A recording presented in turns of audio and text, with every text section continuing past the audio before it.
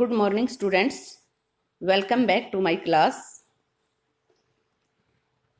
पिछले पार्ट में हमने the portrait of the lady में खुशवंत सिंह अपनी दादी के बारे में बता रहे थे और उन्होंने बताया कि भी वो शहर में गए तो वो बस में स्कूल जाने लगे और इंग्लिश सीखने लग गए, साइंस की पढ़ाई करने लग गए और संगीत भी सिखाया जाने लगा। वो उनकी दादी को पसंद नहीं था। उनकी दादी और पोते के बीच का जो संबंध था वो अब धीरे धीरे टूटने लग गया था। अब आगे क्या होता है वो हम देखने वाले हैं, यानी कि इस पार्ट में उससे आगे की स्टोरी हम पढ़ने वाले हैं। तो आगे देखते हैं क्या होता है। When I went up to university, जब मैं विश्वविद्यालय गया, I was given a room of my own, तो मुझे मेरा खुद का कमरा दे दिया गया। अब तक तो दादी पोते दोनों एक ही कमरे में रहते थे, एक ही कमरे में सोते थे। अब उसको अलग से कमरा दे दिया गया था राइटर को। The common link of friendship was snapped. Snapped क्या होता है? झटके से किसी चीज को तोड़कर अलग कर देना। अब उनका जो सामान्य जो आपस का जो रिश्ता था, my grand mother accepted her seclusion with resignation. Resignation यहाँ पे अपनी मर्जी से कोई चीज़ को स्वीकार कर लेना, यहाँ पे एक्सेप्टेड कर सकते हो। एक्सक्लूजन होता है लोनलीनेस, अकेलापन। तो उसने अपने अकेलेपन को अपनी मर्जी से स्वीकार कर लिया था। She rarely left her spinning wheel. वह मुश्किल से ही अपने चरखे को, स्पिनिंग व्हील क्या होता है? चरखा। अपने चरखे को मुश्किल से ही छोड़ती थी। टू टॉक टू एनीवन, किसी से बात करने के लिए। ये स्पिनिंग व्हील है। चरखा इस तरह का होता है, शायद आप लोगों ने देखा नहीं होगा, आप देख लें। ये यहाँ पे एक, यहाँ पे भी इसी तरह से चरखे पे काटती हुई और दिखाई गई है, और यहाँ भी। तो अपने चरखे को वो मुश्किल से ही छोड़ती थी। From sunrise to sunset she sat by her wheel spinning. वह सूर्य उदय से लेकर सूर्यास्त होने तक बैठी रहती थी अपने चरखे के पास, स्पिनिंग काटती हुई। स्पिनिंग क्या होता? एक वो धागा सा बनाती थी रुई का। And reciting prayers. रिसाइटिंग होता है यानी कि अपनी याद से कुछ गाना। Singing allowed from memory.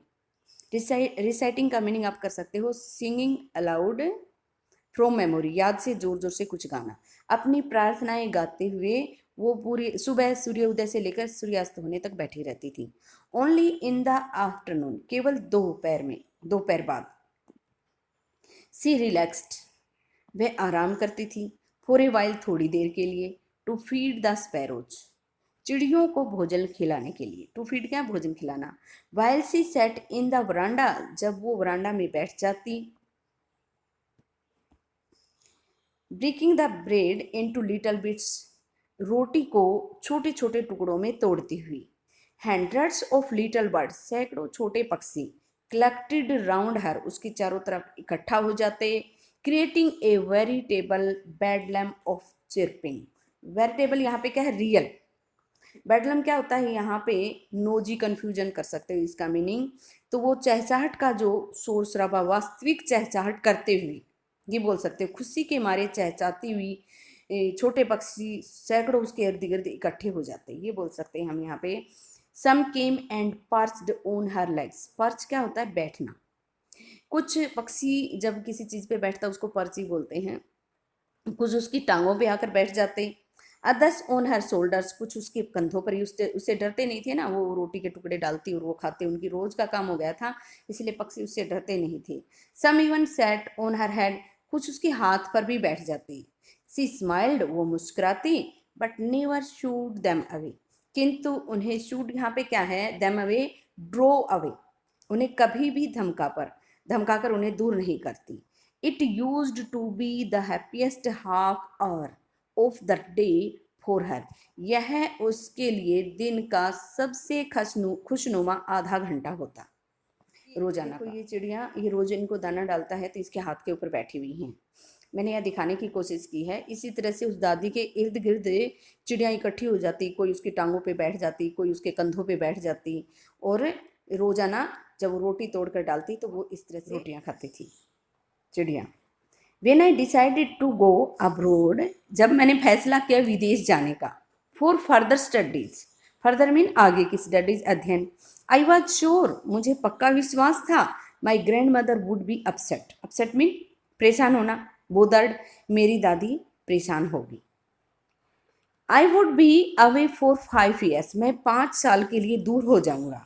And at her as, और उसकी उम्र में, वन कुड नेवर टेल, कोई बता नहीं सकता था, but my grand mother could, किंतु मेरी दादी बता सकती थी। यहाँ पे राइटर का कहने का मतलब क्या है, यानी कि उसकी अब ऐसी उम्र आ गई थी कि भाई कोई ये बता नहीं सकता था कि वो 5 साल जिंदा रहेगी या नहीं रहेगी, लेकिन वो खुद तो बता सकती थी। She was not even sentimental. Sentimental का मीनिंग आपको बताइए इमोशनल। वो भावुक भी नहीं हुई, इवन मीन भी, वो भावुक भी नहीं हुई। उसको उसने सोचा था कि परेशान होगी, लेकिन वो तो भावुक भी नहीं हुई, यानी कि वो तो रोई भी नहीं। She came to leave me at the railway station, वे आई मुझे छोड़ने के लिए रेलवे स्टेशन पर, but did not talk and show any emotion, किंतु उसने बात नहीं की और न ही कोई किसी तरह का कोई भाव दिखाया। हर लिप्स मूव्ड इन प्रेयर, उसके होठ प्रार्थना में चलते रहे। Her mind was lost in prayer, यानी कि हाथ ही नहीं, दिमाग भी उसका प्रार्थनाओं में खोया हुआ था। माइंड वाज लोस्ट, दिमाग भी खोया हुआ था प्रार्थना में। हर फिंगर्स वर बिजी, उसकी उंगलियां थी वो व्यस्त थी। टेलिंग द बीट्स, जो मनके थे, ओवर रोजरी, उसकी माला के जो मनके थे, मैंने आपको पिक्चर के माध्यम से दिखाया था, माला के मनकों को गिनने में उसकी उंगलियां व्यस्त थी। साइलेंटली, चुपके से, सी किस्ड माई फोरहेड, उसने मतलब चुपचाप मेरा माथा चूम लिया।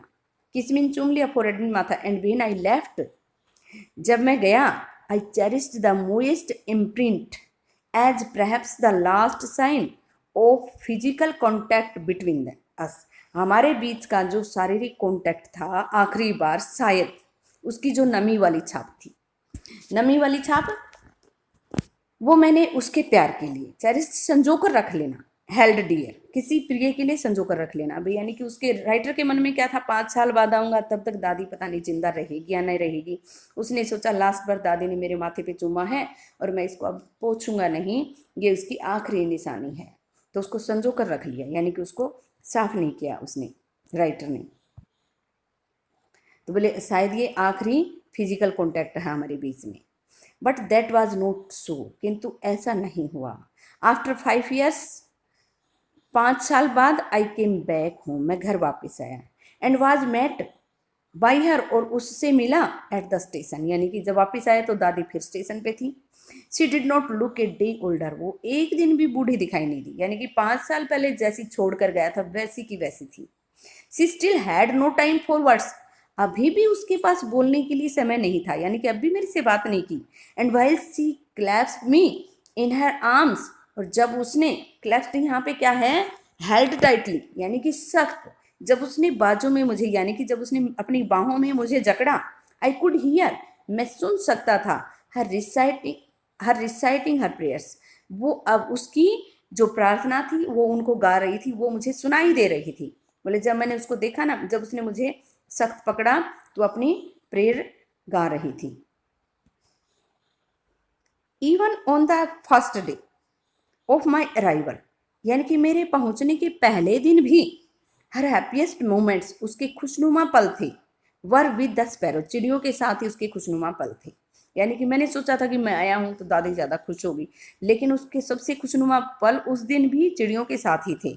होम सी फैड लोंगर, जो उन्हें इतने लंबे समय से भोजन खिला रही थी, एंड विद ए फ्यूएलेस रिब्यूक्स, यानी कि हल्की सी डांट के साथ। जब चिड़िया उसके आसपास बहुत ज़्यादा इकट्ठा हो जाती है तो फ्यूएल्स यहाँ पे क्या, माइल्ड स्कोल्डिंग, रिब्यूक बोल सकते हो, फ्यूएल्स यानी कि लाइट बोल सकते हो यहाँ पे, नोट सीरियस ज़्यादा सही रहेगा। नोट सीरियस, रिब्यूक स्कोल्डिंग होता है, स्कोल्ड करना, डांटना होता है, हल्की डांट के साथ उनको थोड़ा सा ज़्यादा वो करती, ज़्यादा उसके ऊपर चढ़ जाती चिड़िया, तो फिर उनको थोड़ा सा रोटी भी नहीं तोड़ने देती, इतनी सारी चिड़िया इकट्ठी हो जाती तो थोड़ा सा हल्का सा उनको डांटती, वो थोड़ी दूर हो जाती प्यार से। इन द इवनिंग, शाम को, a change came over her, उसमें एक बदलाव आया। बोले शाम को एक बदलाव आया। शी डिड नॉट प्रे, उसने प्रार्थना नहीं की। She collected the women of neighbourhood, उसने पड़ोस की महिलाओं को इकट्ठा कर लिया। गोट एंड ओल्ड ड्रम, और एक पुराना सा ड्रम ले आई। एंड स्टार्टेड टू सिंग, और गाना शुरू कर दिया। ये महिला यहाँ पे गा रही है इस तरह से। उसने गाना शुरू कर दिया। फॉर सेवरल आवर्स, कई घंटों तक। सी डैम्प्ड द सैगिंग, कई घंटों तक वो बजाती रही, पीटती रही। सैगिंग ढीली पड़ी। सैगिंग यहाँ पे क्या, हैंगिंग डाउन, नीचे की तरफ लटकती हुई। स्किन्स, त्वचा, तो यहाँ पे स्किन किसको बोला है, स्ट्रेच्ड लेदर, यानी कि फैला हुआ, ढोल के ऊपर जो लेदर था ना, जो चमड़ा था जो फैला हुआ था, वो लटक रहा था। Of the dilapidated drum, dilapidated यहाँ पे क्या है, फॉलिंग टू पीसेज, जीर्ण शीर्ण अवस्था में जो ढोल था। फॉलिंग टू पीसेज, यहाँ पे डिलापिटेटेड का मीनिंग क्या करोगे, फॉलिंग टू पीसेज यानी कि टुकड़े टुकड़े हुआ। जीर्ण शीर्ण अवस्था में पुराना सा ढोल था वो, उसकी जो ढीली पड़ी त्वचा था उसको वो पीटती रही काफी देर तक। एंड संग of the home coming of warriors, और योद्धाओं की घर आने पर जो गीत गाए जाते हैं वो गीत गाती रही। We had to persuade her to stop to avoid over straining, तो हमें उन्हें मनाना पड़ा। प्रेसवेड क्या था, कन्विंस करना, मनाना।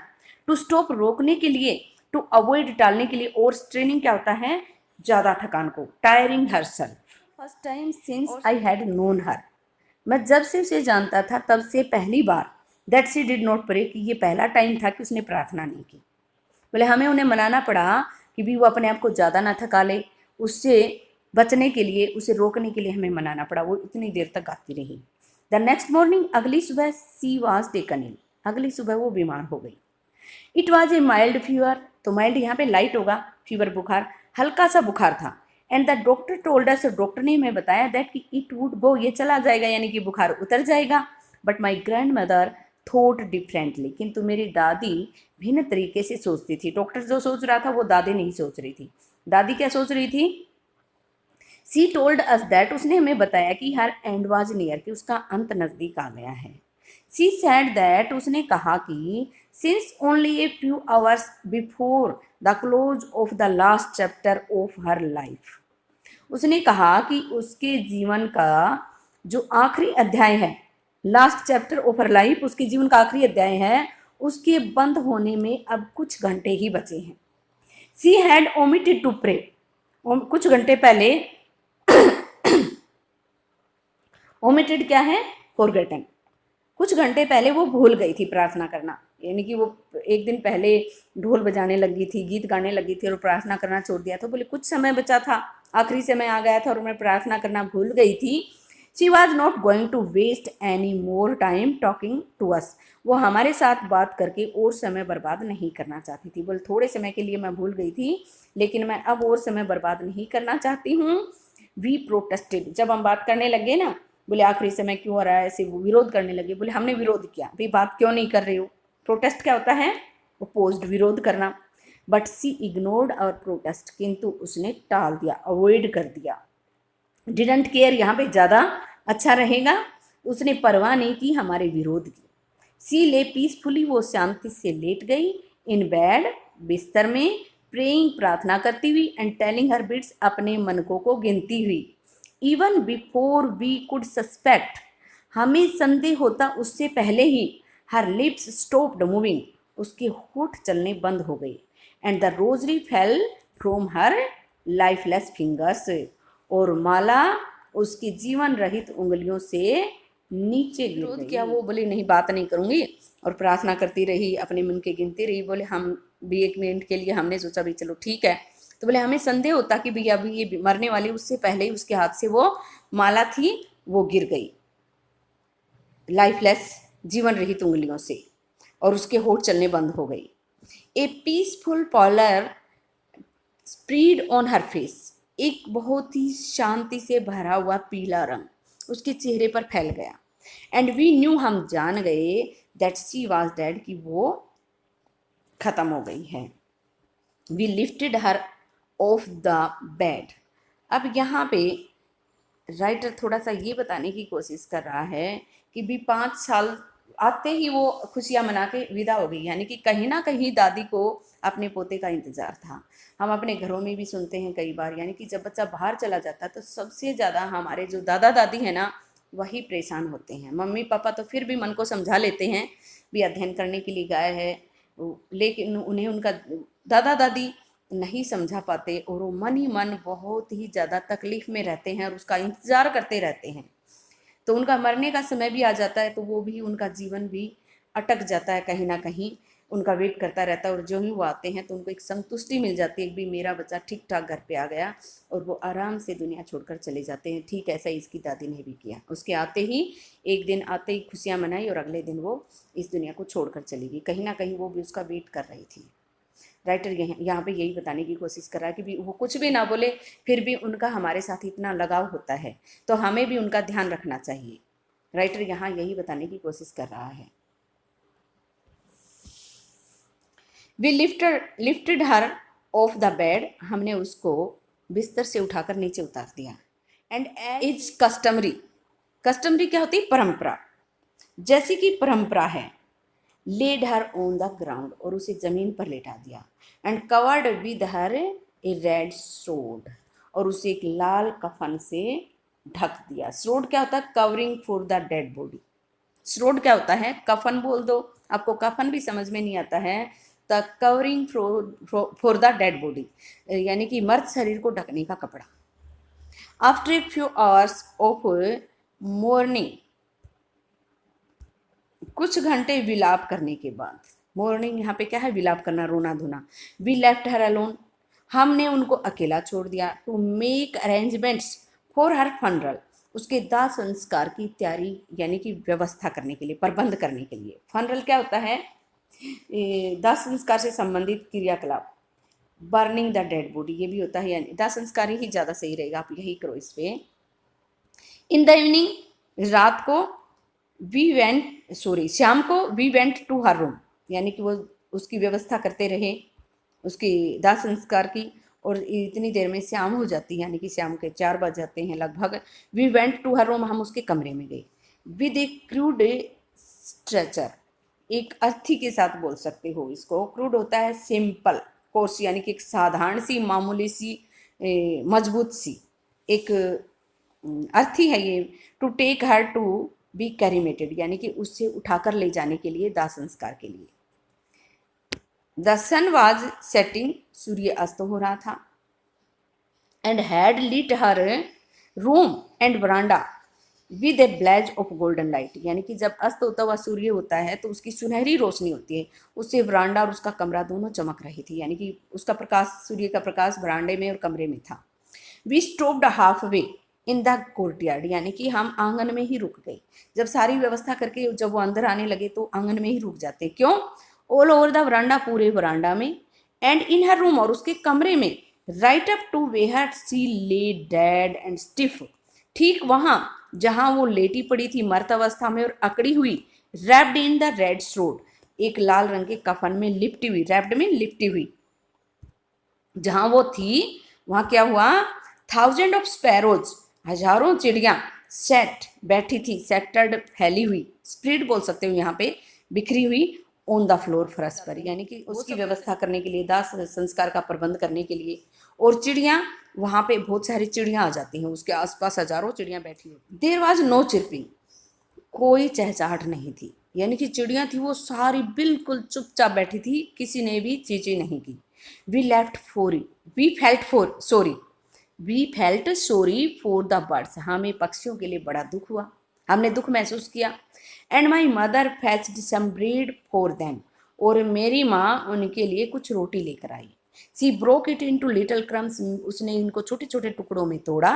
भी उसको, माँ को लगा कि भी ये तो रोटी खाने आई थी बेचारी और दादी तो आज मर्त पड़ी है, तो हम सबको बड़ा दुख हुआ। तो माँ रोटी लेकर आई और छोटे छोटे टुकड़ों में तोड़ा। The way my grandmother used to, जैसे मेरी दादी तोड़ा करती थी। And threw it to them, और इन टुकड़ों को उनके लिए फेंक दिया। The sparrows took no notice of the bread, चिड़ियों ने रोटी की तरफ कोई ध्यान नहीं दिया। टुक नोटिस यहाँ पे क्या है? डिडंट केयर, कोई परवाह नहीं की रोटियों की तरफ, उन्होंने रोटी के जो टुकड़े थे उनकी तरफ देखा भी नहीं। When we carried my grandmother's corpse, जब हम अपनी दादी की लाश को उठाकर ले गए। कोर्प्स क्या होती है? लाश। दे फ्लू अवे क्वाइटली, वो चुपके से उड़ गई। नेक्स्ट मॉर्निंग, अगली सुबह, the sweeper swept the bread crumbs into the dustbin. सफाई करने वाले ने डस्टबिन में उन रोटी के टुकड़ों को डाला, साफ करके डाला। बोले चिड़ियों ने रोटी नहीं खाई। बोले पक्षियों को भी इतना लगाव हो जाता है कोई उनसे प्यार करे तो। यहाँ पे भी ये बताने की कोशिश की गई है कि भी हमें भी अपने जो बड़े बुजुर्ग हैं उनसे प्यार करना चाहिए, उनकी भावनाओं को समझना चाहिए और उनकी छोटी छोटी बातों पे ध्यान देना चाहिए।